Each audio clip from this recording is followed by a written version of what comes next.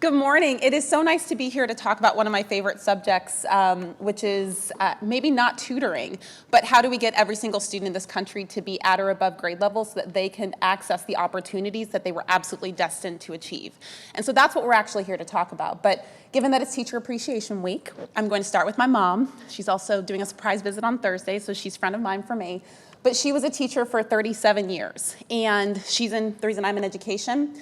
My sister's an educator, we married educators, all of our cousins are educators, and they married educators. So it's a family legacy, or we were just brainwashed very, very young. I can't tell which one. But she was a teacher in Sacramento, California, which is where I grew up. And she was in classroom 16 in Del Paso Heights Elementary School. Again, 37 years. She taught 4th grade and looped through 6th grade. And so when I think about why I'm in education, despite how much I fought it for so long, it's because in those early grades, she deeply believed in summer programming long before the pandemic, and so she taught summer school. She would bring my sister and I with her because she felt like there was, no such thing as a summer break. She had to work 12 months, so did we. And the year that she was teaching 4th grade, I was also in 4th grade. And I remember very vividly, I had 2 friends, Oshalon and Willie, and we played basketball and football and hopscotch and dodgeball and all the things that you do when you're a little kid. And I remember coming in from recess, and they were still learning what I now know to be early phonics, and I was reading chapter books.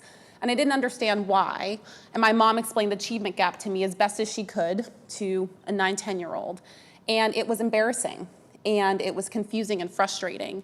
And when I asked her what the problem was, surely, my friends are smart. We do all sorts of things together. Why were we not the same in reading? She explained resources. She had 39 students in her classroom. She talked about the different opportunities that we had just because of different places that we lived and what she wished could be true for her students. She did that to a young child, so it wasn't, like a collegiate conversation, but it stuck with me.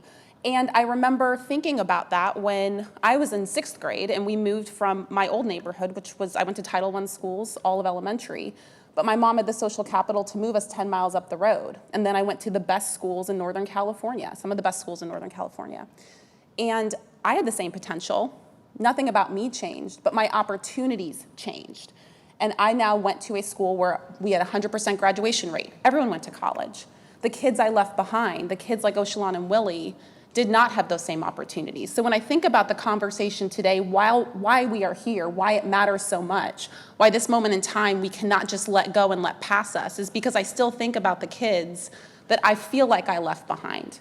I think about the kids who did not have the resources and opportunities that they should have had, that they were entitled to, because they had just as much potential. They just didn't have the same chance.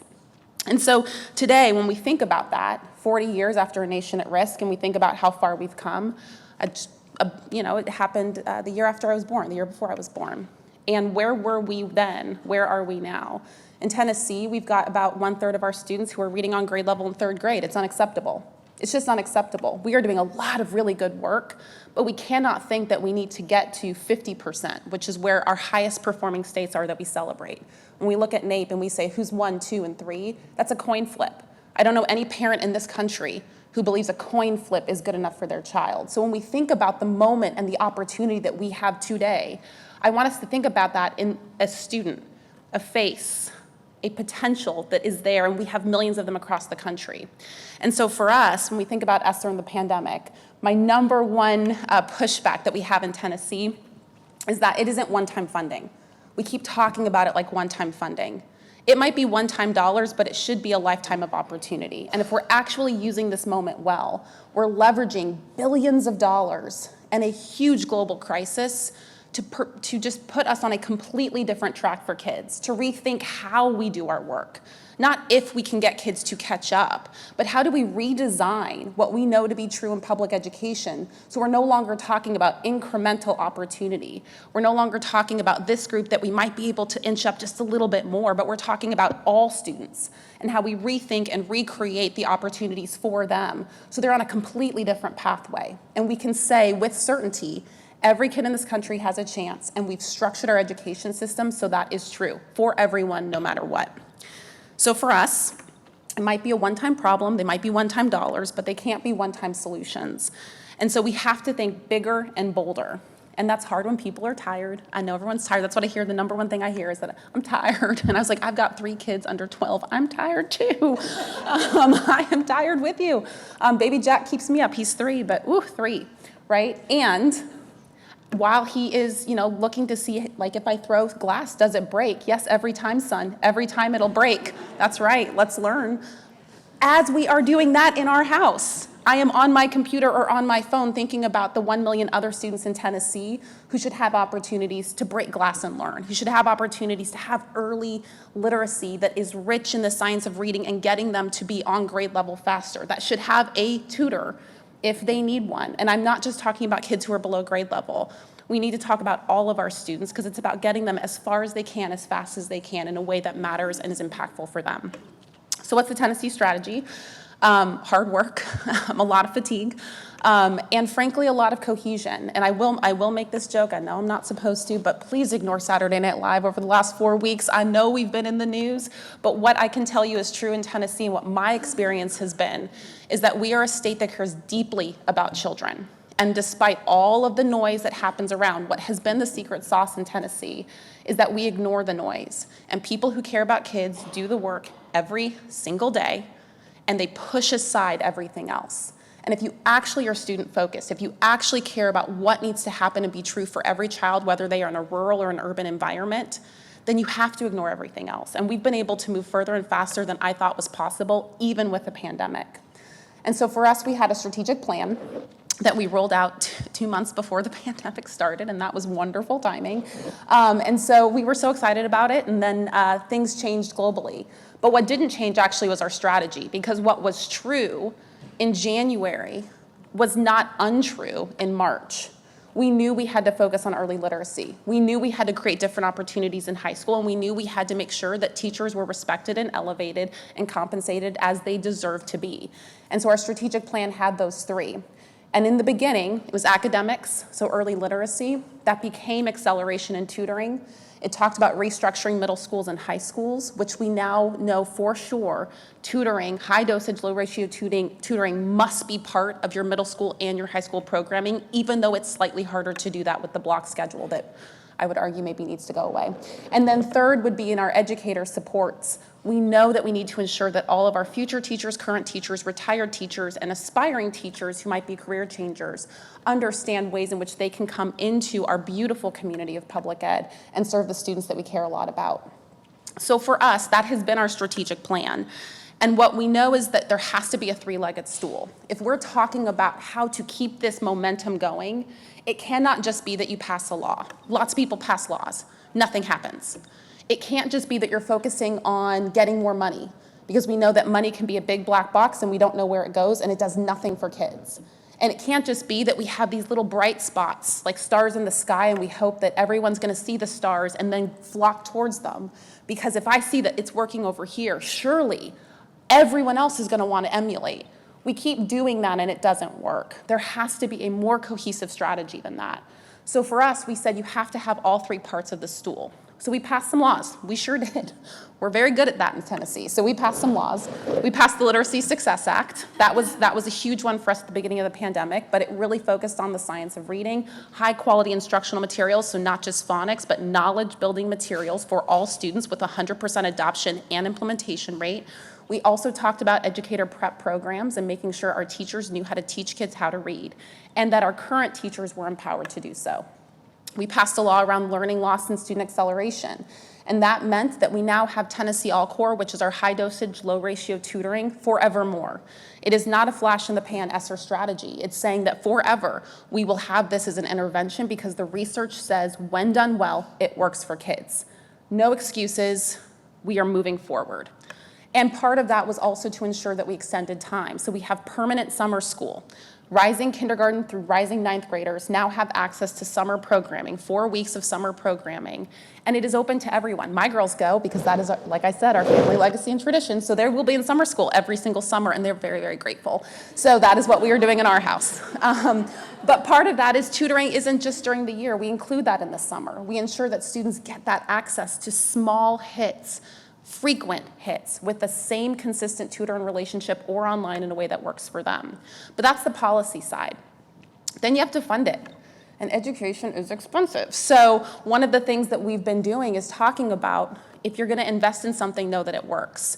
And we, over the last year and a half, have passed a massive funding formula that's increased state funding for our schools by 20% in the state. And that is even with all the federal dollars and even with all the other things that are happening in this country, we increased it by $1.2 billion. And what that means, thanks. Hey there. And that's a big deal. I know we're in California and those dollars don't sound like a lot, but in Tennessee, that is a whole lot of money. And it was hours of testimony, but we got it done. And one of the things that we did is we did it by student. So we moved to a student-based formula.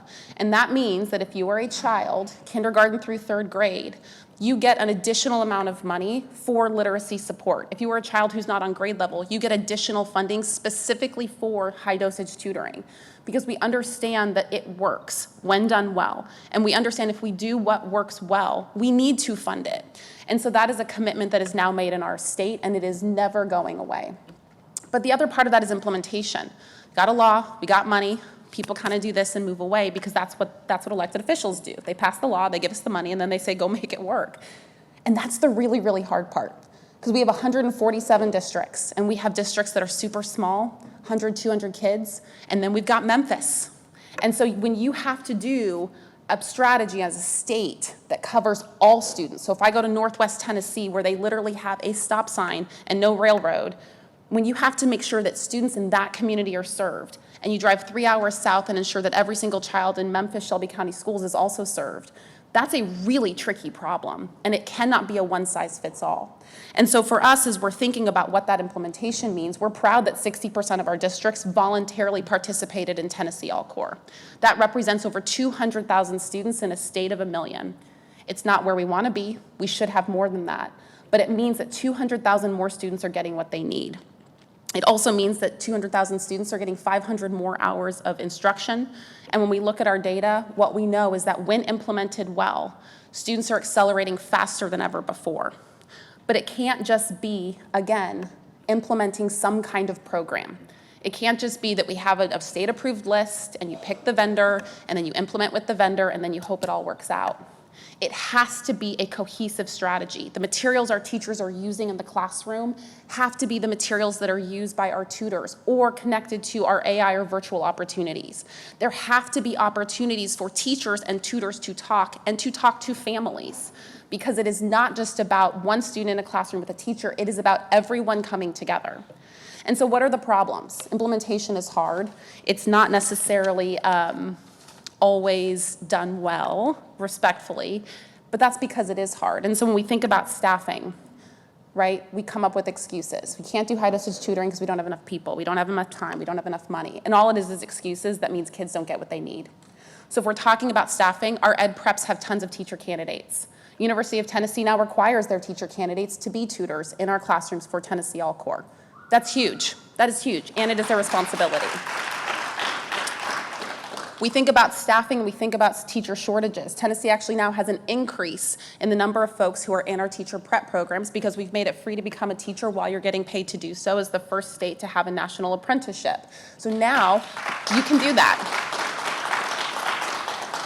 And over the next 3 years, we will raise our minimum salary to $50,000. We were at $36,000 as a minimum salary when I started. We will be at $50,000 by 2026 because our teachers deserve that and more to be a starting salary. But that means our tutors, who we are not doing as part-time, most of our districts are hiring full-time teachers in programs, retired teachers or aspiring new teachers. They are able to pay those tutors that minimum salary of $50,000, and they are now part of the school community. If a teacher retires, if a teacher leaves, we now have a strong credentialed member of the faculty who's able to move into that classroom. It provides the student with continuity. The relationship is secure. The teacher understands the families, who they are serving, why that is important, and we don't see those same shortages. You have to have cohesion. And with a minimum salary of $50,000, we're getting a lot more people who want to be tutors and a lot more consistency for kids. So there is a solution. It does cost money. It does cost money. But if you do it well, you should not have the shortages. And in Tennessee, we have not seen that in the same way that I think we've read about. In terms of time, before and after school just doesn't work. Maybe it does for some of you, and I'm like super excited and want to learn from you if it does, but transportation is expensive and we don't have enough bus drivers. And so what we have found is that when you take your RTI block, when you're able to actually redesign your schedule, you can rotate so many more students. If you have an in-person tutor, you have your teacher, you have some kind of AI or online platform, and you actually create a schedule, you don't have to pick and choose. You don't have to have winners and losers. Every single kid in your teacher's classroom can have access to high dosage, low ratio tutoring, every single one of them. But it is really hard to redesign a master schedule. And if we are committed to always doing things the way that we've been doing them, we will not move forward. And so you have to blank slate it, start over, and redesign based on what is necessary for students. And so for us, it is do the tutoring during the school day. That's the only thing that has worked for us. We have not seen the data show anything else. And when you think about money, yep, we don't have a fiscal cliff. I'm very, very proud of that. We don't have that. We invested about $1 billion a year, that was ESSER, and we now have $1 billion a year in our school funding formula. And we did that 2 years in advance because the data has shown that tutoring and summer programming work for kids, that science of reading works for kids. And because of our partnership with researchers, and many of you are in this room, our partnership with the University of Tennessee, who started a center literally just to tell us what we were doing right and wrong, we were able to go back to the General Assembly and say, this is working, this isn't, we stopped doing it. And they said, then we'll fund it. And they did. To their credit, they did. And that is what we have to continue to push in this country. We can't just say we need more money for education. We have to show that it is connected to a return on that investment, and that investment is our students, and our students will be better off for it. And that's been our secret sauce in terms of that. And then last is a little bit of a push for everyone in this room. My favorite thing to do when I wake up in the morning after sending my kids to school is to have people send me little copies of tweets. It's just such a lovely thing. It's like, did you see this? And I was like, I didn't, because I blocked that person, but thank you so much for welcoming that into my life. But really, really grateful for you. And one of the things that I think has been so fun over the last several weeks is the number of people who have decided to tell districts how wonderful it is that they have not done enough for tutoring. And my pushback as someone who is not in a district is to say every single person on Twitter can tutor themselves. And so welcome, come, the water is fine, it's not that bad, it's 2 hours a week. But I think if we're actually serious about sustainability and not making excuses, we can't just criticize the people who are in the arena trying to do the work. We actually have to help do the work. And what we have found in some of the research that we've done in Tennessee is that people love writing checks, but time is much more valuable than the money it represents. And so if we're serious about getting all of our students the opportunities, what is our role? Mine included as commissioner to giving 2 hours a week as a college-educated woman, as a former teacher myself, as an elementary school principal, to go into a local school and provide tutoring myself. What is our collective responsibility? Because imagine if everyone in this room, or imagine everyone who feels strongly about this did that, we wouldn't have the shortages. And so I think part of that is holding ourselves accountable and pushing each other to actually be part of the solution and not just talk about it. Because it cannot just be teachers in classrooms who carry the burden. It cannot just be the principals in schools who are trying to support their teachers. It does take a community, and that is much, much broader than the classroom doors. And so then it's a little bit of what now? How do we actually move forward? What is the next step besides just aspirational comments about what we wish we could do, what should be true? Because we know it's not always going to work out that way. And so for us in Tennessee, it's been three life lessons. No matter where we go in our districts, no matter who we're talking to, when I talk to superintendents or the team, we talk about how, not if. And so often in education, we start conversations with if. If we could just do that. If this were true, if only we had X. But those are all just ways in which we hold ourselves to a lower expectation or create a floor that is not acceptable for kids. We have to talk about how and not if. How do we ensure every single child who needs a tutor in this country gets one? That is a solvable problem. We have solved big problems in our country. We can solve this one. And so for us, we turn over every single rock. We have the largest state tutoring program in the country. And I would say it's not big enough. We should be bigger. We should be bolder. And so we continue to push ourselves to do that. We find the challenges and we figure out, do we get around them, over them? Which partners are we going to look at? How do we bring AI into the classroom? Who are the vendors or external support providers who can expand our reach for kids? How, not if, has got to be the way that we think about this. The second is we have to lean into the future. The number of people who are scared of AI is fascinating. I know a bunch of us were at ASU GSV a couple of weeks ago, and for a conference that's about tech, there were a lot of very shaky people on AI. And like ChatGPT is super fun to play with, right? So like that's kind of what I hear people do. We did, someone was very kind to do testimony and said, do Commissioner Schwinn's testimony as a Taylor Swift song in Old English. And isn't that fun to play with? And then someone put it to guitar music, and that is how we are using AI in our spare time in the Department of Education. And yet, it was a great song, by the way. I will just say, I'm gonna send it to her, it'll be great. But I think that what we actually have to do is say that this is happening, this is coming, we cannot be scared of it.